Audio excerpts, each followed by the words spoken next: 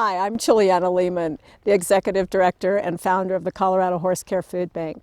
Welcome to this video on how to train your horse for evacuation after natural disaster. Colorado Horsecare Foodbank provides temporary grants of grain, hay, hoof care, and basic veterinarian care when Colorado horse owners experience temporary financial hardship. We typically help Colorado horse owners after job loss, medical expenses, and divorce. But in 2012 and then in 2013, Mother Nature hit Colorado hard. The High Park fire west of Fort Collins in June of 2012 is when we got experience in handling the aftermath of natural disasters.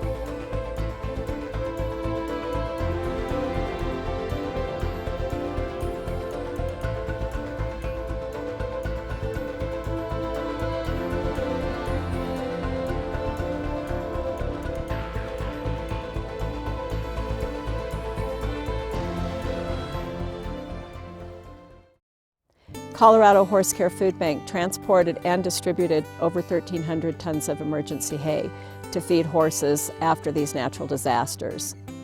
During the disaster relief work, we found that many horse owners didn't have a preset evacuation plan, nor were their horses trained to handle evacuation scenarios. This instructional video covers how to train your horse so that you can efficiently evacuate them should disaster occur. Hi, I'm Kelly Hendricks, a horse trainer and board member of the Colorado Horsecare Foodbank. Roughly 30% of horses are hard to catch, and most horses will be skittish when you're nervous, they're scared from a storm, or there's smoke in the air from wildfires. Here are some tips on how to train your horse so it's easier to evacuate them in a natural disaster. In this scenario, you are teaching your horse to willingly come to you instead of standing and waiting for your approach. There are also many ways to get a horse to come to you. Here are a few of them. Help the horse associate being caught with pleasurable experiences. How?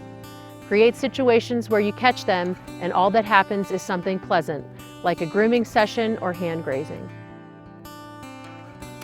Bell training. For horse properties with large acreage, it is common to teach the horses to come in for feeding by ringing a bell at feeding time. Over time, they associate the bell with feeding and come in from the pastures. In a disaster, ring the bell for the horses to come in. They may not always hear it if there's a bad storm, but the sound of a bell carries over considerable distance. Maintain a positive, caring relationship with your horse. This one is simple.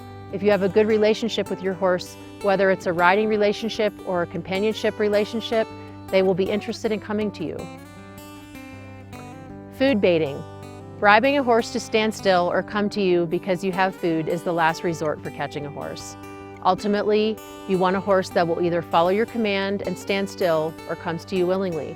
Bribing a horse with food is risky at best, and it also can lead to unhealthy weight gain. Ground training so you can catch your horse. In this scenario, you're training your horse to stop when you ask and stand still so you can come halter it. To do this, work with your horse in a round pen or an enclosed area.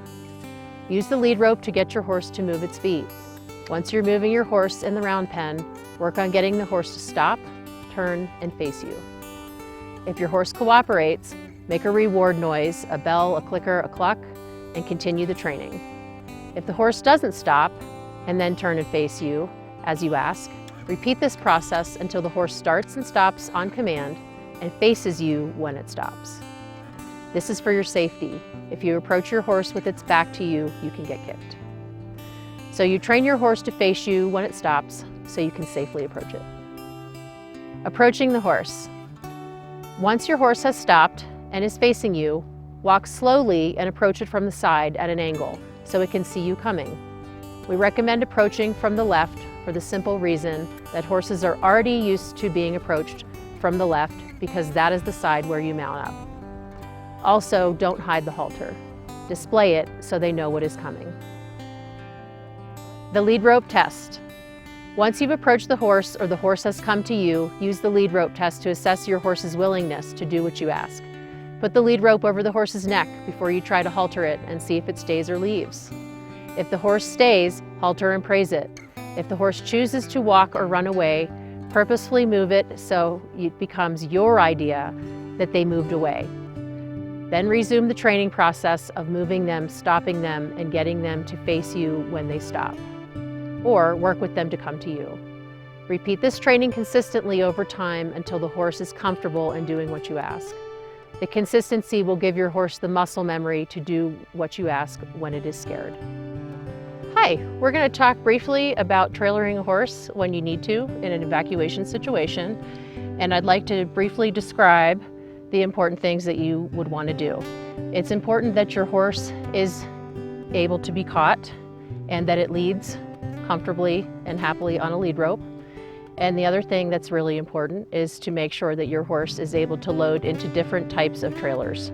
That could be a straight load, it could be a slant load, or any other kind of trailer. So the more that you get your horse exposed to different trailers, the better chance you'll have of getting your horse out safely. We're gonna go ahead and load peanut butter into the trailer, and we're gonna do it safely and calmly. If you remain calm, your horse will hopefully remain calm too. Never force or injure a horse getting in a trailer if you can help that. We're going to talk about just basically getting in the trailer and the things that you need to do. The horse needs to face the trailer and the head needs to be inside the trailer. Then you're going to put your hand out to ask the horse to get in the trailer, and this hand is going to ask the horse to step up in the trailer. So this hand has to tell her where to go and the right hand has to tell her how much to go. So there I asked her to just step up, and I didn't put a lot of pressure on her head. If you put a lot of pressure on the horse's head, you stand them coming up against that pressure and going up into the top of the trailer or backing away from you very quickly. So try to keep as little pressure on this part of the rope as possible. So I'm going to do that again. I put her head in the trailer. I ask her with this hand to step up, and in this type of trailer, I can get up in with her here. And I can ask her to step up, and we'll do it again. And I'm not forcing her, I'm inviting her, and I'm staying calm. The other part about getting in a trailer is the horse needs to be able to get out of the trailer. So teaching your horse to back up and not get them in and then just shut the doors right away. Teach them to step up, and then also teach them to back down. So now we're going to take the horse and load her all the way into the slant load trailer. And the importance of teaching a horse to go all the way in the trailer is also the importance of teaching it to come all the way back out. A lot of horses do not like to back out of trailers. If they start trying to turn around, they can get stuck and get hurt. So we're going to walk her all the way in and then walk her all the way back out.